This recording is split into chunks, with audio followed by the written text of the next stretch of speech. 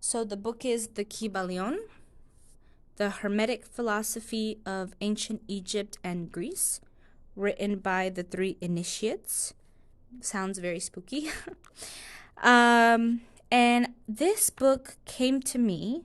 I wasn't actively searching for it, which is, I think, some of the best books when we're not searching for, let's say, spiritual or any type of book, really. It came to me when I was starting my spiritual path, which I would say has nothing to do with religion. I feel like those are two different paths. Religion is following a certain dogma and certain structure, and spirituality is not. It's really about spirit and our relationship to a source, an energy, something that is beyond us. So my spirituality started getting into kind of tarot cards and getting more into astrology. And with my family, we went to a metaphysical church, which is pretty much like a Christian church, I would say, except did not reference only the Bible. It would reference multiple holy texts and the different prophets that have existed or that people worship. And so one of the books in the library was this book, The Kybalion. And it reads straightforward, I would say, quite easy.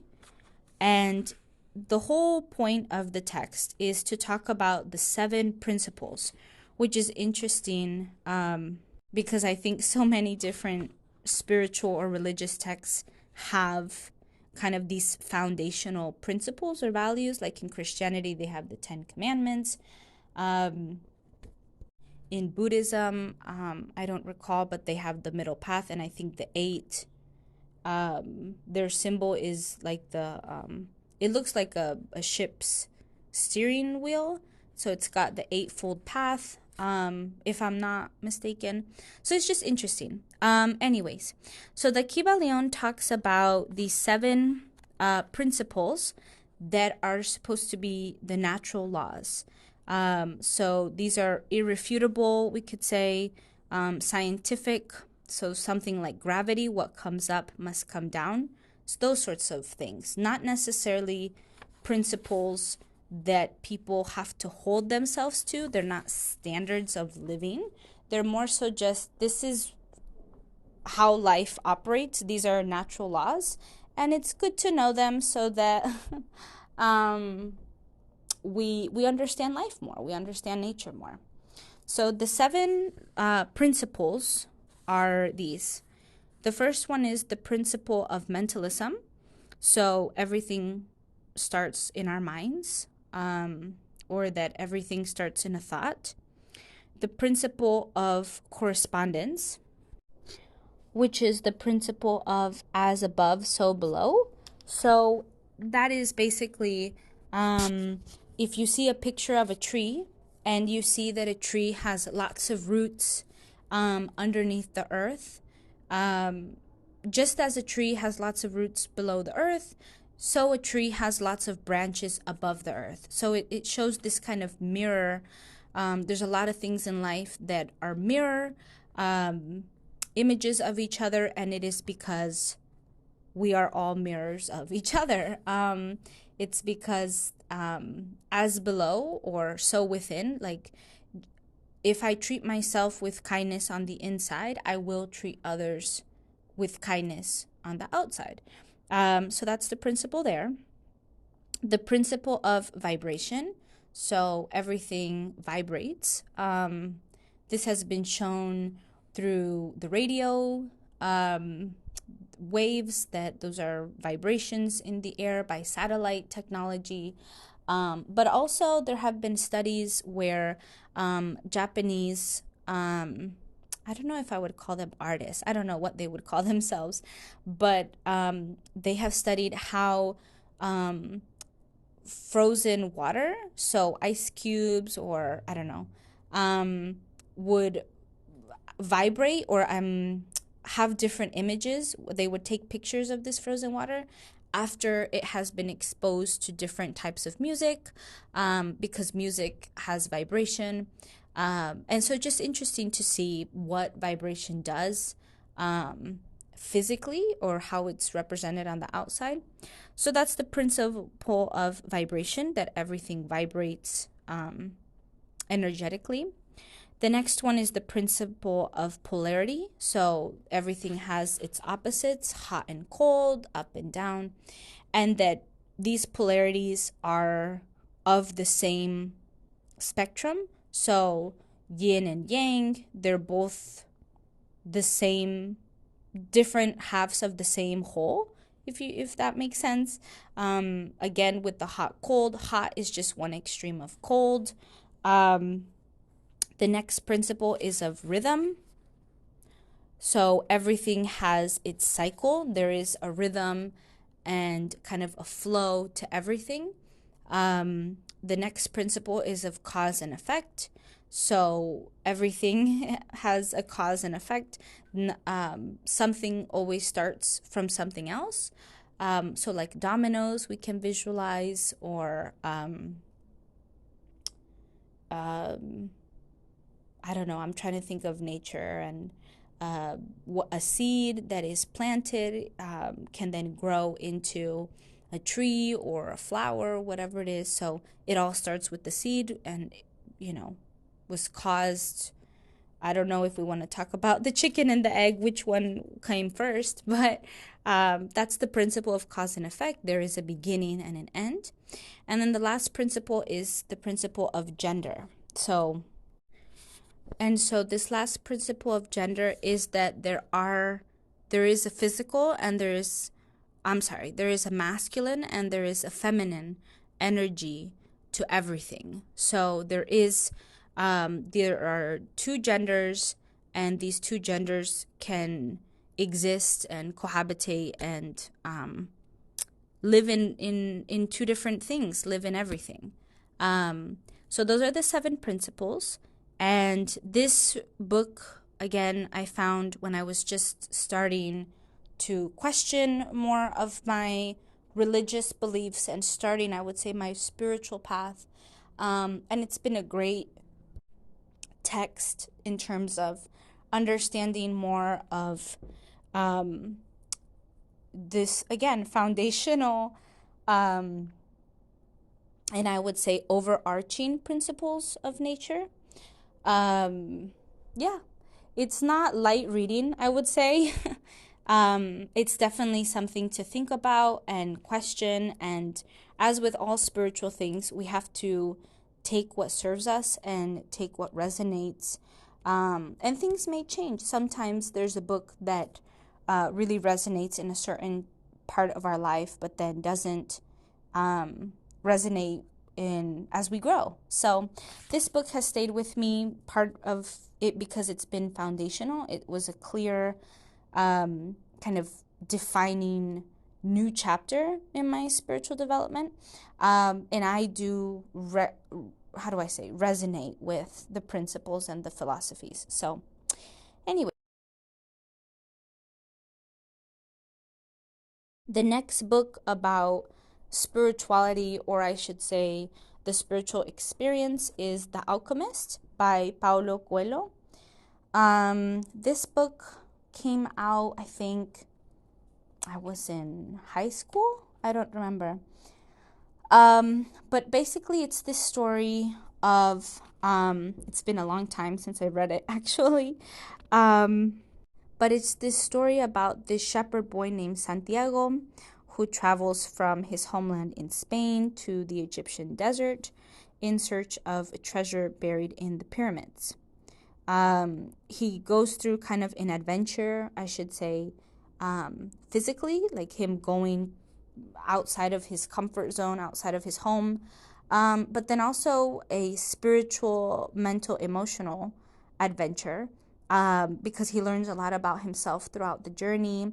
Has a lot of, I should say, awakening moments. He meets a king, an alchemist, a gypsy woman. So he meets different people along his journey that shape him, transform his inner landscape, And I should say that the Brazilian author Paulo Coelho has a lot of spiritually inclined books. I think he himself is a Catholic mystic, someone who maybe is not traditionally Catholic, but uses a lot of the mysticism of Catholicism. And he has another book I really enjoyed called Brita. I think she's a witch, and she does a lot of female, I should say, inclined rituals and empowerment type. So anyways, The Alchemist is a beautiful book that is, I would say, a bit lyrical or poetically written. Yeah, and it's all about that journey. I think spirituality, life in general, is a journey, a never-ending journey. And we should be able to go on adventures and have our faiths and our physical health and our mental and all of these things challenged and kind of transformed. Because at the end of the book, I don't recall, but he is a different boy. He's a different person, a different out view and point of view on where his life and trajectory is going. So I recommend The Alchemist. The next book I would say about spirituality is the Tao Te Ching, and that's spelled Taoteching, and it's by Lao Tzu, which is spelled Laotzu, and that was my best Chinese pronunciation after taking one semester of Mandarin in college. So we'll see how that has gone after about 12 years since college. So anyways, this is the text of Taoism, and Taoism is both a religion and is also a spiritual practice. And I'm not an expert in this, but it is the belief in yin and yang and balance, and how life, nature has its own balance and its own harmony. This is also where feng shui was developed. And so it really is just being in balance or being in tune with with nature, I should say. And the Tao Te Ching is kind of quotes. Maybe quotes isn't the right word, but it is just the accumulation of the talks, the words of the philosopher Lao Tzu. And so he is in history they have appointed him the founder, or the person, not necessarily prophet, but the person who established this train of thought, this philosophy.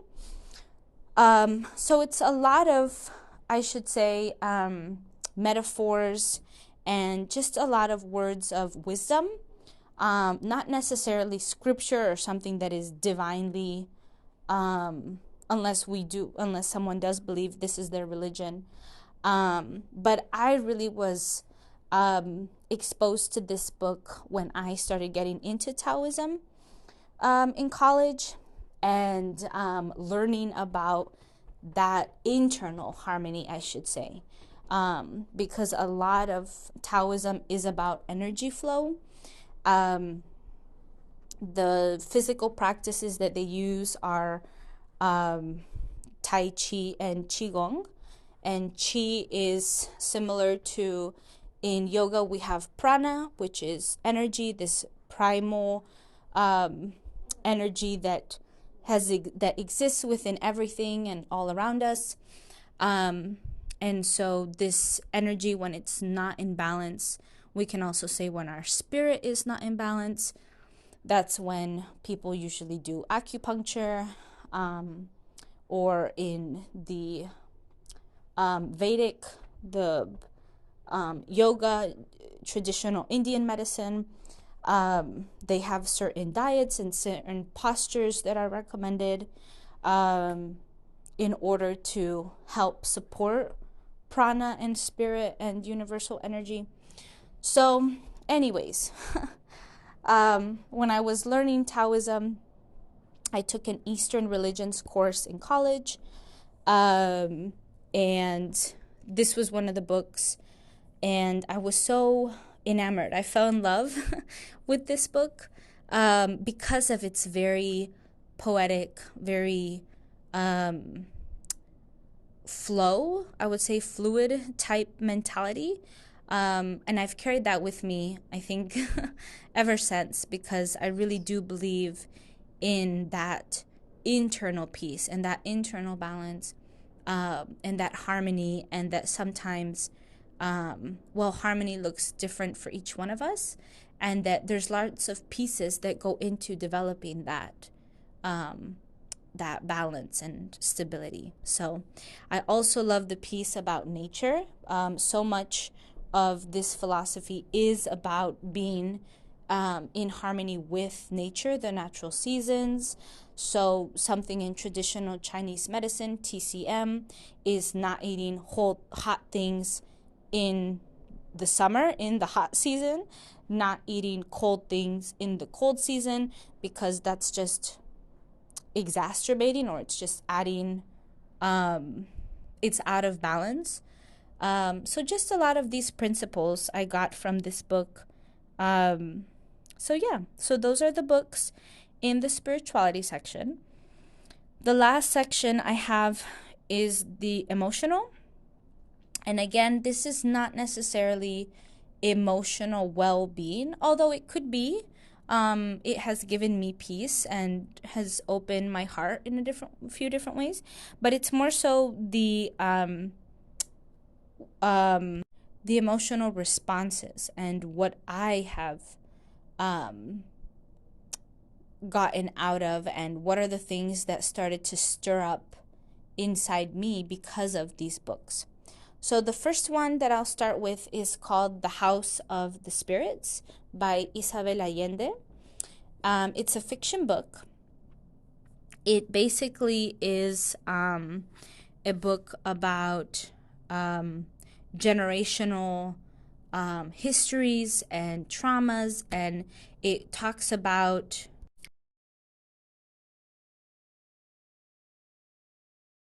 Oops, sorry, my microphone went out for a little bit there. So basically, it's the story of 4 generations of a land-owning family in post-colonial Chile.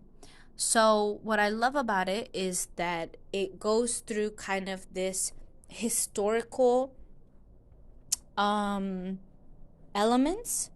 So maybe this could be historical fiction or something of that sort, where we start out with kind of the first generation, the development of this family in Chile, and how that traditional, I would say, that cultural piece, right after, maybe not right after, but a couple, I don't know, decades or something after colonization.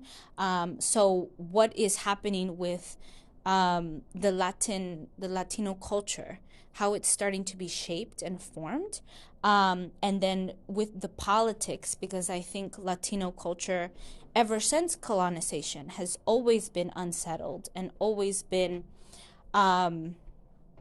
full of protests and violence, and it's just never been the same. So it paints this whole tapestry, it paints this whole picture of how each generation has had to either suffer or overcome something that the previous generation has tried to persevere or push through.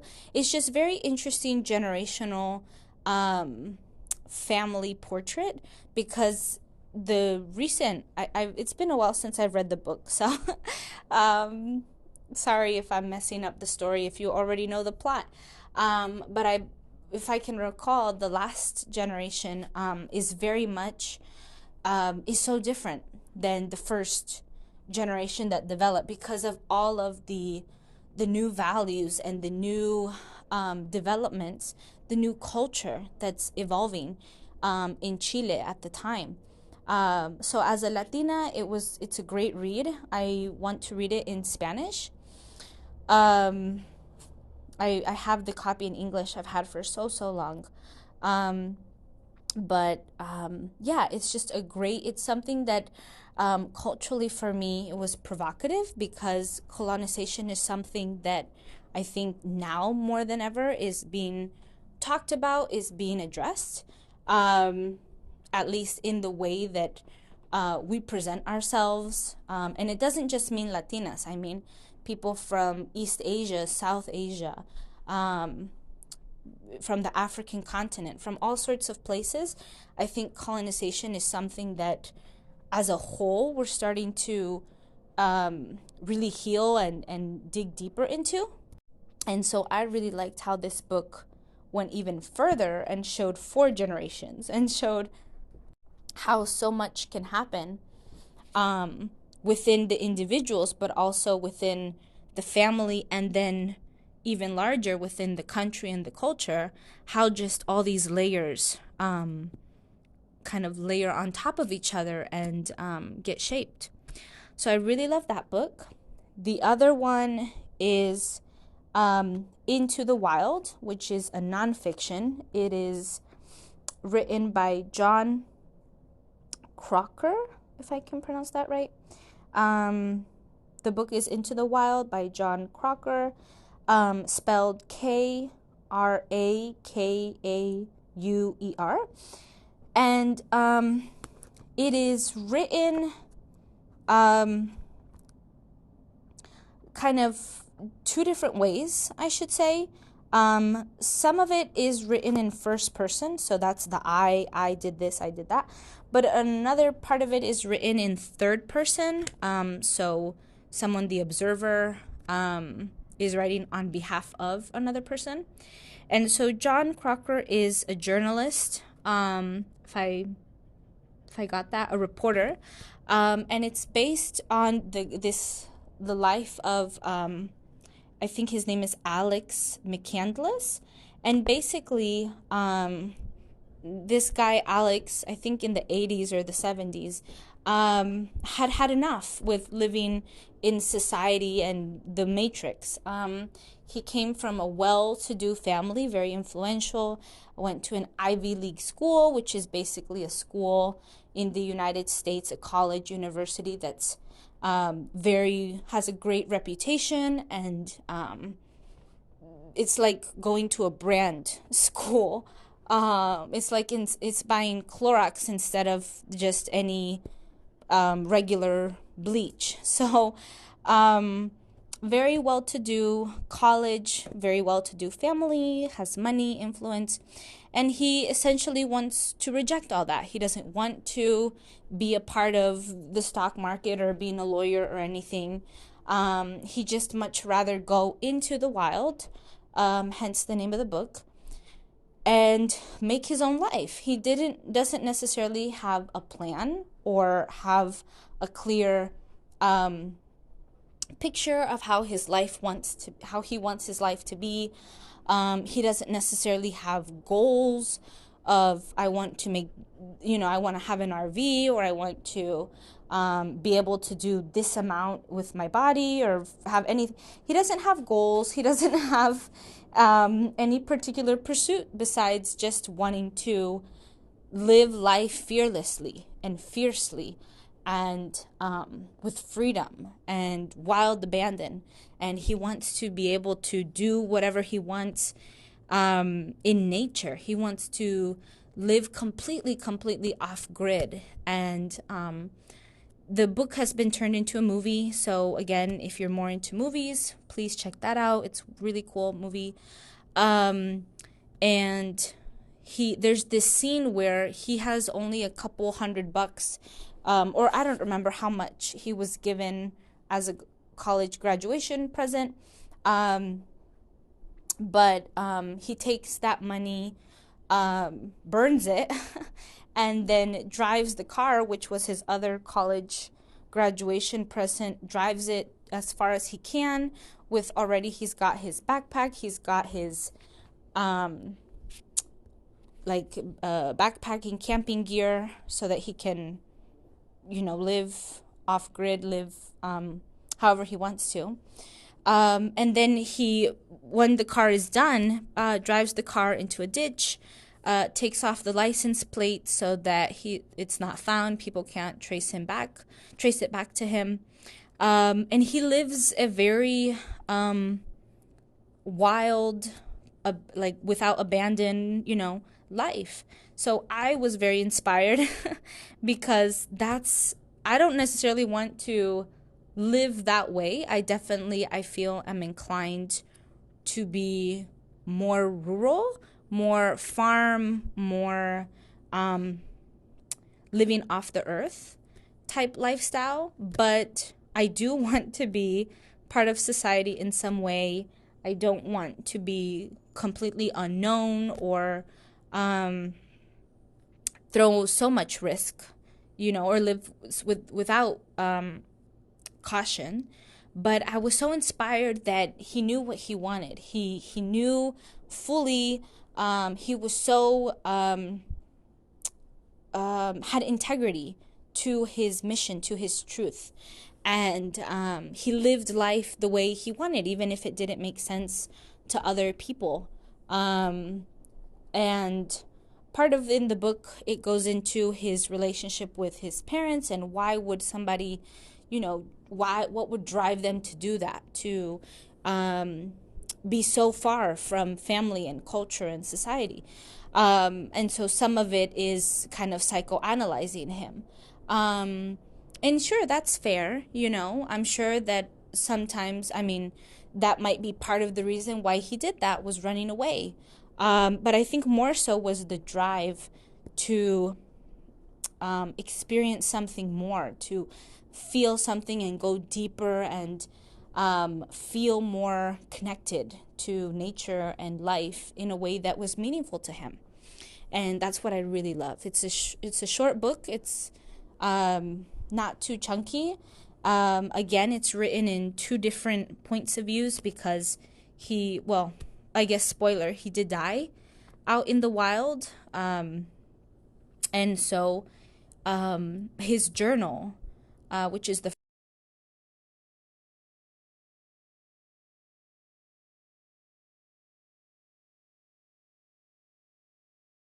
this reporter was able to piece together the story after finding the journal and after his own research. So, yeah. And then the last book that completes my favorite books and completes this section of emotional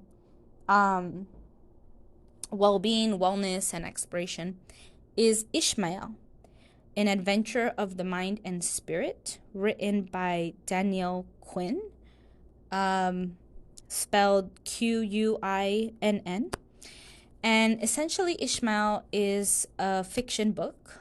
I'm just going to read the back because for me, I think the back is the most special. It says, "Teacher seeks pupil, must have an earnest desire to save the world, apply in person." So this story, without getting too into it, because a lot of this story is the less you know, the better. But it is about this ad that I've just read and how this guy, being part of society, being part of the matrix, you can kind of see the trend here that I have,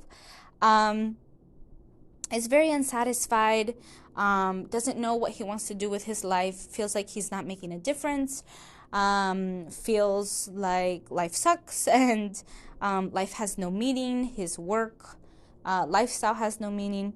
And so when reading the paper, back in the day when people had newspapers to pull out and read, he read that ad, "Teacher seeks pupil." And he was caught off guard. He was curious, wow, is this real? How to learn from someone, or is someone really trying to make a difference and have a desire to save the world? What does that even mean? And so it goes on this journey of this guy I can't recall his name right now, but he meets this teacher, and the teacher, I don't want to spoil it, but the teacher is a big element of this book, whose name is Ishmael, and how it basically goes into this kind of anti-matrix thought process. So if you've seen the movie The Matrix, when the guy is offered the blue pill or the red pill, and if I remember correctly, I think the blue pill keeps him in the matrix, so it keeps him subdued and still kind of in the same, just thinking like everyone else, not questioning things. But then the red pill takes them on this awakening journey of what life really is and what the matrix really is, how society is running the show. So similarly, Ishmael is kind of in that same vein of anti-establishment, anti-society, the way it's lived now, why it came to be this way, what the mind and the way our lifestyles are, how that can help us be more true to ourselves and true to the environment and others. So yeah, I don't want to spoil too much about it because there's so much juice and substance in this book that if I spoil it, it just won't hit the same. But this book was introduced to me by a former friend, someone who meant a great deal to me in college and really shaped, I would say, my narrative, my way of looking at the environment, the world, the politics, even though I try to stay out of politics, to be honest. And so this book changed my life. It really changed the way I see a lot of, again, the society, the capitalistic, the corporative, consumeristic, like all of these things that society has become now. This book was a tether, was kind of a lifeline, and really helped me understand so much more. So those are all of my favorite books. I think I said, let's see, 3, 5,